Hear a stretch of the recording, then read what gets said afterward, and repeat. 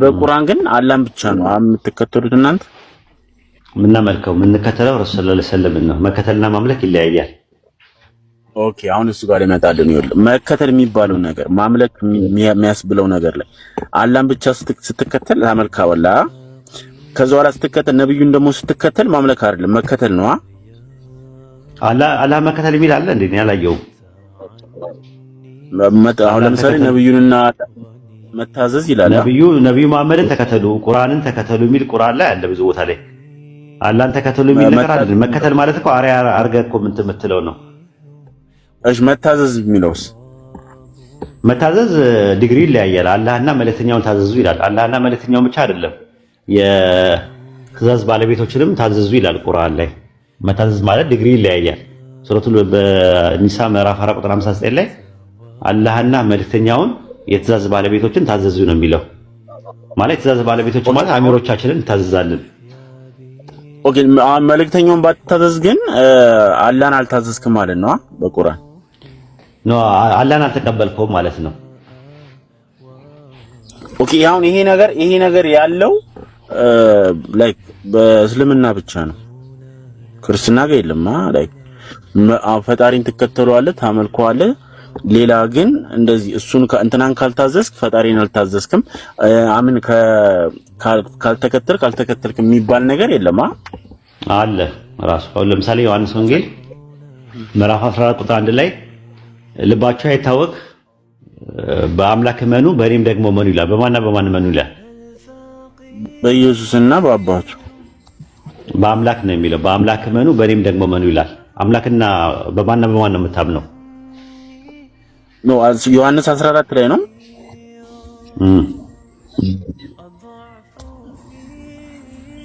ምን የሚለው ነው? ምንድን ያልክ? ዮሐንስ ወንጌል ምዕራፍ 14 ቁጥር 1 ላይ ልባችሁ አይታወክ በአምላክ እመኑ በእኔም ደግሞ እመኑ ይላል። እኔ የሚለው ነገር ካይ ብሎ ነው የሚያስቀምጠው። እኔ የሚለው ምንድን ነው? በአባቴ ይላል። ወደታች ደግሞ አይተዋል።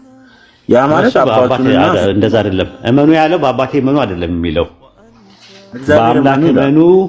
በአምላክ እመኑ በእኔም ደግሞ እመኑ በቴዎስ እመኑ ይላል። እኔ የሚለው ማን ነው? አምላክ የሚለው ማንን ነው? እዚህ ጋር በዚህ አውድ መሰረት ከዛ ሁለተኛው ላይ ቁጥር 2 ላይ ምራሱ ስትወርድ አባቴ ይላል። ስለዚህ አባቱ እሱን ነው በአምላክ እመኑ አለ። ከዛ በእኔም ደግሞ እመኑ አለ። ለምንድን ነው ራሱን በካይ በሚለው ነገር በኮፕላቲቭ ኮንጃክሽን በኮፕላቲቭ ቨርብ ራሱን በኮፕላቲቭ ኮንጃክሽን ለምንድን ነው የለየው ራሱንና አምላክን? ያው እሱ ሰውነቱ እዚህ ጋር አውዱ ላይ እንዳለው ነው። አሁን ሰውነቱ አይልማ በእኔም ነው የሚለው። በእኔም ነው የሚለው። በእኔም እኔ የሚለው ሰውነትን እኔም ነው የሚለው። አባቴ የሚለው በኋላ ስለማመን ነው እየተጠየቀ ያለው። 14 1 ላይ እያወራ ያለው 14 1 ላይ ልባችሁ አይታወክ በአምላክ እመኑ በእኔም ደግሞ እመኑ አለ። እኔ ነው የሚለው። እኔ ማለት ሙሉ አይደንቲቲ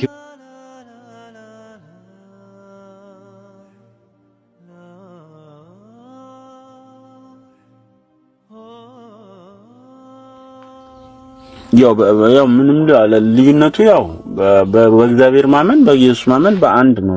ለኔ አሁን እኔ በጠይቀኝ አይደለም። እሺ ሁለተኛ ዜና መዋዕል ምዕራፍ 20 ቁጥር 20 ላይ በአምላክ እመኑ በነቢያትም እመኑ ይላል። ምን ማለት ነው ትርጉሙ?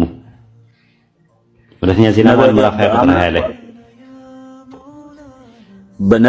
ነቢያቶች በሚናገሩት ሊሆን ይችላል እኮ። ታዲያ እንደዛ ማለት ነው በሚናገሩት ማለት ነው። ግን አሁን ሁለት ነገር አድርጎ ነው ያስቀመጠው። በአምላክ እመኑ በነቢያትም እመኑ ይላል። ሁለተኛ ዜና መዋዕል ምዕራፍ 20 ቁጥር 20 ላይ ማለት ነው። አንተ አሁን ለምሳሌ ሙስሊምና በአላህ ታምናለህ፣ ከዛ በኋላ በነብዩ መሐመድ መልእክተኝነት ታምናለህ። ግን አሁን ለምሳሌ ሰግዳለህ፣ ምን ትላለህ? ስግደት ታደርጋለህ ለአላህ። ግን አምስቴም በነብዩ መሐመድ ጸልያለህ ነው የተጠየቀው። ስለመታዘዝ ነው። እሱን መጀመሪያ ጨርስ። እሺ እኔ ነብዩ መሐመድን ያስገባው ስለመታዘዝ መጀመሪያ እንተማመንና ማመንና መታዘዝ የሚለውን እንጨርስና ከዛ ወደ ሁለተኛው ነገር እንሄዳለን። እኔ አሁን ነገርኩህ እኮ እንደውም አሁን በአጋጣሚ ስላገኘው ነው እንጂ በጣም መጠይቅ ፈልጌ ነበር እኮ። ጠይቅ እኮ አልኩህ እኮ እየተመለሰልህ እኮ ነው ራሱ ማለት። አሁን በእኔ ቁርአን ላይ እንደ ቁርአን ከሆነ ሱረቱ ኒሳ ምዕራፍ 4 ወይ እንጂ ወዴት ነው የምትሄደው? ሱረቱ ኒሳ ምዕራፍ 4 ቁጥር 59 ላይ እናንተ ያመናችሁ ወይ በአላህና በመልእክተኛው የትእዛዝ ባለቤቶቹ ታዘዙ ነው የሚለው። ስለዚህ በአላህ ታዘዙ ሲለን አላህ እንደ አላህነቱ የሚያዘን ነገር አለ፣ መልእክተኛው እንደ መልእክተኛነቱ የሚያዘን ነገር አለ። የስልጣን ባለቤቶችን ደግሞ ታዘዙ ብሏል። የትእዛዝ ባለቤቶችን ታዘዙ ብሏል። አሚሮቻችንን እንድንታዘዝ እንትን ብሏል። በአሚሮቹ ላይ ማመጽ ረሱል ሰለላሁ ዐለይሂ ወሰለም አሚሮችን መታዘዝ እኔ መታዘዝ ነው፣ እኔ መታዘዝ ደግሞ አላህ መታዘዝ ነው ብለው አስቀምጠዋል በሐዲስ ላይ። በአሚር ላይ ያመፀ ሰው ደግሞ በእኔም ላይ ማመጽ ነው፣ በእኔም ያመጽ ደግሞ በእንትን ላይ ማመጽ ነው ብሏል ራሱ። ልክ ዮሐንስ እንትን ማቴዎስ ወንጌል ምዕራፍ 10 ቁጥር 40 ላይ እናንተን የሚቀበል እኔን ይቀበላል፣ እኔን የሚቀበል የላከኝን ይቀበላል ይላል። እንግዲህ መቀበል የሚለውን ነገር ሶስቱም ቦታ አለ። ልክ መታዘዝ የሚለውንም ማመን የሚለውንም እንደናስቀመጥኩልህ ማለት ነው። ሉቃስ ወንጌል ምዕራፍ 10 ቁጥር 21 አካባቢ ላይ ይመስለኛል እናንተን የጣለ እኔን ይጥላል፣ እኔን የጣለ የላከኝን ይጥላል። እናንተን የሚሰማ እኔን ይሰማል፣ እኔን የሚሰማ የላከኝን ይሰማል አለ። አሁን ሶስቱን ማስቀመጣቸው መስማት የሚለውን የላከውን መስማት፣ እሱም መስማት፣ ሐዋርያትን መስማት ብሎ አስቀምጦታል። ስለዚህ ዲግሪ ይለያያል። ልክ እንደዛው ነው ቁርአን ላይ የተቀመጠው አላህን ታዘዙ፣ መልእክተኛውን ታዘዙ፣ የትእዛዝ ባለቤቶችን ታዘዙ ሲል መታዘዝ የሚለውም በአንድ አውድ ወደ አምልኮ አናረገውም። ማለትም እነሱን ስለታዘዝናቸው የስልጣን ባለቤቶችን እያመለክናቸው ነው ብለን አንልም። ረሱል ሰለላሁ ዐለይሂ ወሰለም መታዘዝና በሳቸው መልእክተኝነት ማመናችን እያመለክናቸው ወደሚለው ነገር አያስኬድም ነው። ይሄን ጨርስ መጀመሪያ። ያስኬዳል ወይስ አያስኬድም ነው? እሱን አሳያለሁ አሁን እንዴት እንደሆነ። አሁን ላይ ያው ምንም እንደነገርኩ ቤት ስለ መታዘዝ የሚለው አምልኮ በሚለው የፈታበት ነገር ስህተት ነው ነው የምልህ። ማመንና መታዘዝ ማምለክ ነው ወደሚለው ያስኬደ ትክክል አይደለም። ቃላቱ ወደዛ የሚያስኬድ ነገር ምንም ነገር የለውም ነው እያልኩ ያለው። ትክክል አለመሆኔን አንተ ተነግረኝ። ግን እኔ ግን እርግጠኛ ሆኜ ያኛው ወደ አምልኮ ሄዷል ብዬ እኔ አሳያለሁ። ኖ አሁን የጠየቀው ጥያቄ መታዘዝ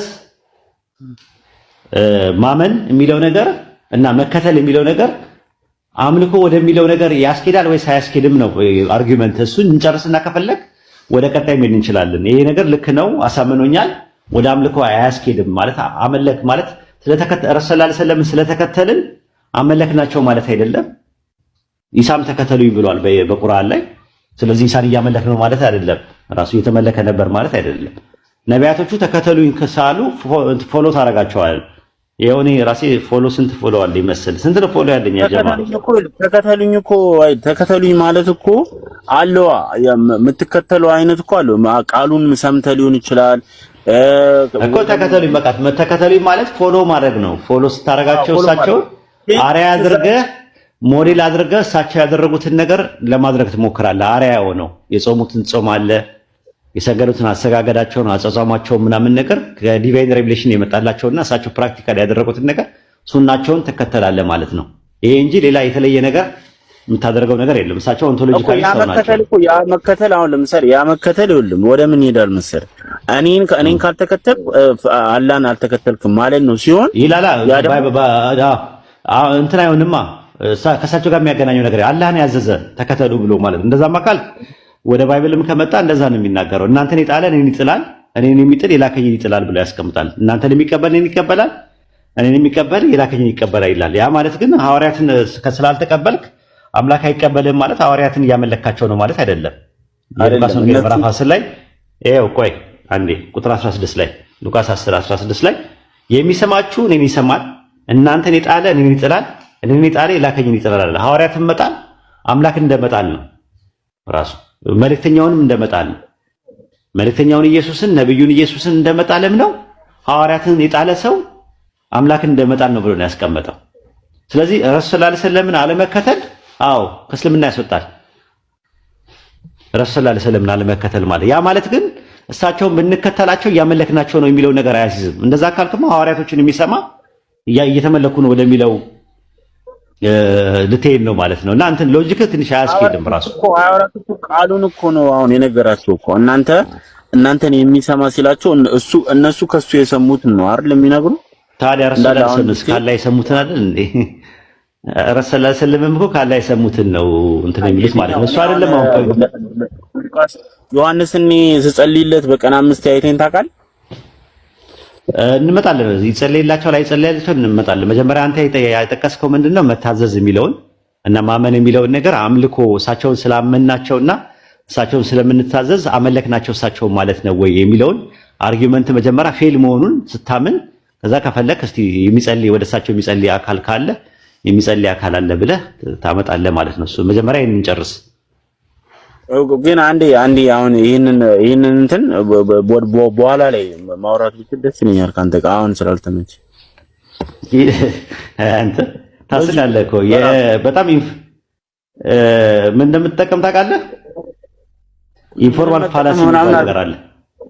ኢንፎርማል ፋላሲ ምን መጠቀም ፈልጌ ሳይሆን ኢንፎርማል ፋላሲ የሚባል ነገር አለ። ሬድ ሄሪንግ ፋላሲ እንደነገር ቤት ትገባ ግን ማውራት ስለምችል አሁን ግን ሬድ ሄሪንግ ፋላሲ ትጠቀማለህ። ርዕስ ማስቀየር ጸጽ ይባላል። ራሱ ኢንፎርማል ፋላሲ የሚባለው ኢመደባዊ ማለት ነው። አንተ ጋር ነው ርዕስ የሚያስቀየስ ማለት ነው። አንድ ነጥብ ላይ አምጥተህ ልክ ማውራት ሲያቅት ሌላ ቦታ ላይ የሚሄድ ማለት ነውና አሁን ሌላ ቦታ ላይ ብንሄድም ራሱ እንትን ነው። ግን ችግራችሁ ምንድነው? ትልቁ አንድ ነጥብ ያነሳችሁትን ነጥብ ላይ ተማምነህ ይሄ ነገር ስህተት ነው፣ ይሄ ነገር ትክክል አይደለም ብለህ አምነህበት መሄድ ነው እንጂ ያለብህ አንዱን ሳጨርስ ወደ አንዱ የምትሄድ ከሆነ ኢንፎርማል ፋላሲ ይባላል ማለት ይህ መደበኛ ጸጽ ይባላል።